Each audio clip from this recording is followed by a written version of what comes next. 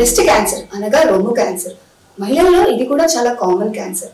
High risk ఎవరంటే ఎవరికైనా family హిస్టరీలో వాళ్ళ మదర్ కానీ అక్క చెల్లెల్లో కానీ ఊబకాయం ఉన్న వాళ్ళకి, ఒబెసిటీ, అలానే అర్లీ ఏజెస్లో పెద్ద మనిషి అవ్వడము, అలాగే లేట్గా ముట్లాగిపోవడం, మెనోపాజ్ రావడము, ఫ్యాటీ ఫుడ్ ఎక్కువగా తీసుకోవడం వాళ్ళలో ఈ రిస్క్ ఎక్కువగా ఉంటుంది. వయసు పైబడే కొద్దీ ఈ రిస్క్ పెరుగుతుంది.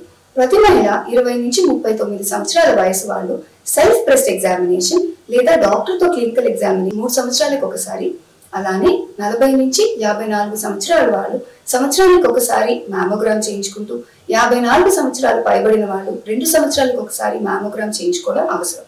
ఎవరికైతే ఫ్యామిలీ హిస్టరీ ఉందో వాళ్ళు 35 సంవత్సరాల వయసు తర్వాత నుంచే, అంటే వాళ్ళ తల్లిలో కానీ అక్క చెల్లెల్లో కానీ పిన్నుల్లో మేనత్తల్లో ఈ క్యాన్సర్ రిస్క్ ఉన్న వాళ్ళు 35 సంవత్సరాల తర్వాత ఖచ్చితంగా సంవత్సరానికి ఒకసారి మ్యామోగ్రామ్ చేయించుకోవాలి.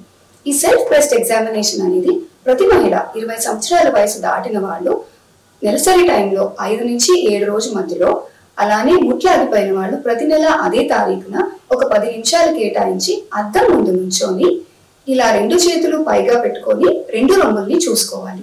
2 రొమ్ములు ఒకటే షేప్ లో ఉండవు.